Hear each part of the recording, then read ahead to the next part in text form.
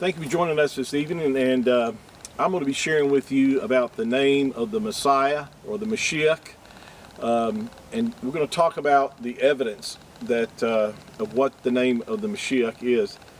A lot of people think that the name of the Messiah is that his name is Jesus, and we're going to talk about how that the name Jesus is the inaccurate transliteration of the Mashiach's name. And we're going to share with you the evidence and the proof that the Mashiach, or the Messiah, first of all, he was Jewish. He was born into a Jewish family. He followed the Torah. He said he had come in his Father's name. We've done extensive studies on the Father's name, and we know from our study of the Scriptures that the name of our Creator is Yahuwah. And this is found on our YouTube channel. You can do the research and see all the teachings that I've done on the name of the Creator. And if you don't have an understanding of that his name is Yahuwah. And the Mashiach, or the Messiah, in the Gospel of John, chapter 5, verse 43, said he had come in his Father's name. And with that said, then there had to be some resemblance of his name with the Father. There had to be a connection there that people should have recognized the connection when he declared who he was and what his name was. We're going to share with you that, and I want to say this up front, that for those who have thought that the name of the Mashiach or the Messiah is Jesus, I'll tell you myself, I was a believer for many years.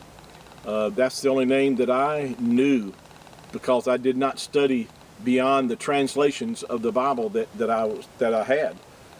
Most people don't. Most people just read what scriptures they have and assume that everything that's translated is accurate. And one thing you have to understand, that our English Bibles that we have are exactly that. They're translations. They are not the original writings.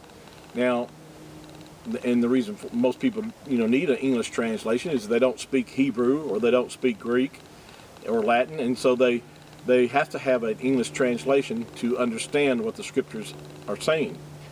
With that said, then you have to be open to understand that there could be some inaccuracies in the translations, in which there are.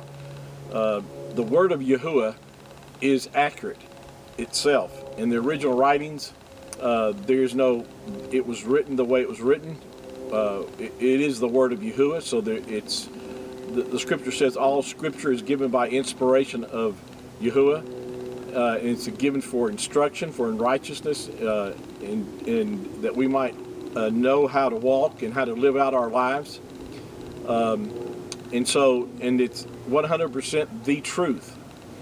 But in the process of translating the scriptures from one language to another can cause some problems, because in different languages you don't have the same letters to make the same sounds that the original language would have. Now, one thing I want to say for those who don't understand this, but there's a difference of what a translation is and what a transliteration is. A translation would be to interpret what was said in a certain language into our own language, so you would know what was said, whether it would be a person's name, if that name had a meaning to it, or if they just spoke a sentence out or a phrase out in a certain language that you were not familiar with, and then someone would translate what they said. I think we can understand that fairly easy. But where people get confused, are not understanding what a transliteration is. A transliteration would be, like, for instance, if you had a name in a certain language, and you were going to convey your name to someone else in their language, well, you would need the letters of their language in order to make the same sounds the way that your name would sound. And so that's the way it should be. A transliteration should be able to make the same sounds of how your name is sounded out when it's pronounced, with the help of the other letters of the second language. But there again, if you don't have the same letters in that second language to make those sounds, then you run into a problem. And that's what's happened with the transliteration of the name of the Messiah or the Mashiach. He was a Hebrew. He was born a Hebrew. He had a Hebrew name. And Jesus is not Hebrew. In fact, Jesus is really not even it's not an accurate transliteration, because it does not make the sounds of the name of the Mashiach or the Messiah that he had and that he is, his name in Hebrew. So, and this is easy to prove if you will just do the research. You don't take my word for it. I encourage you, because you won't be convinced unless you do the research yourself. But I'm going to help point you to the way that you can find the research and find the information that you need, so you can understand that Jesus is not the name of the Mashiach. He was never called that. That is, now I'm not saying that if that's the only name that you knew and that you were born from above by calling upon that name.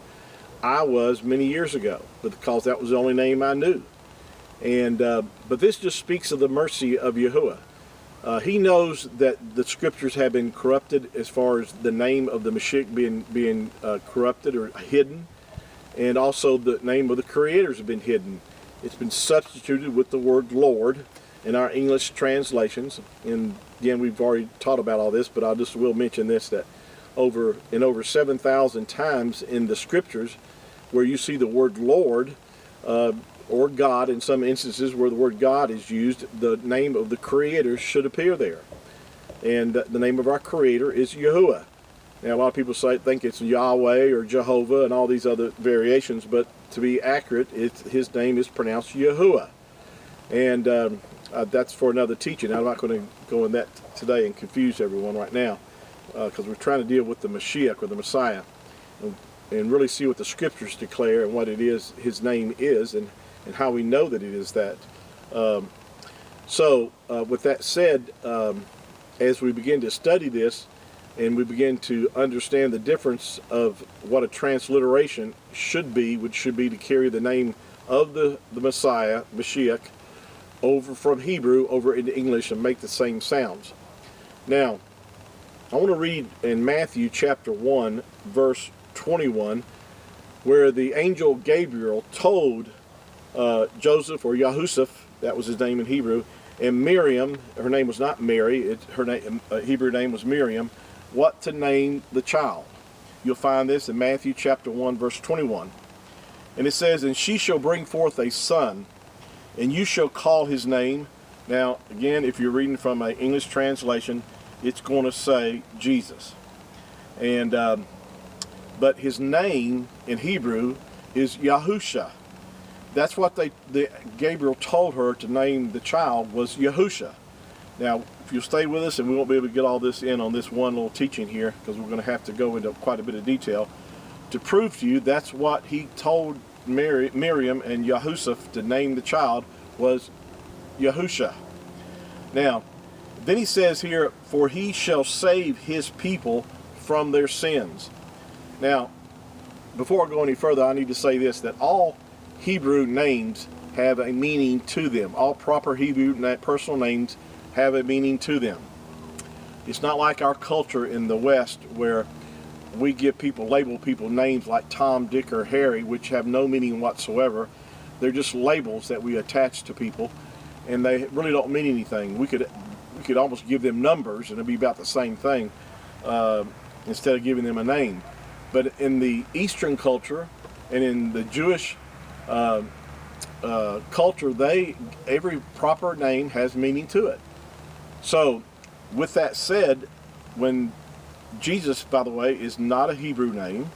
First of all, the letter J there is no J in Hebrew, so it's impossible for him to be called Jesus when he walked on the earth, because the J letter actually is a new letter to the English language. It's the last letter that was added to our alphabet, and it's about approximately 500 years old.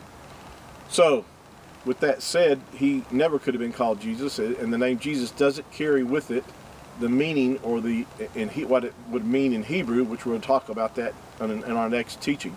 I'm going to have to stop here because I'm going to be running over if I don't. And we really got a whole lot of information to cover on this, so I encourage you to be watching for the rest of our teachings that we'll be doing this subject. And I thank you for your time. I love you. Yahuwah loves you. And I want you to have a blessed and prosperous evening, and we'll see you on our next session. Shalom.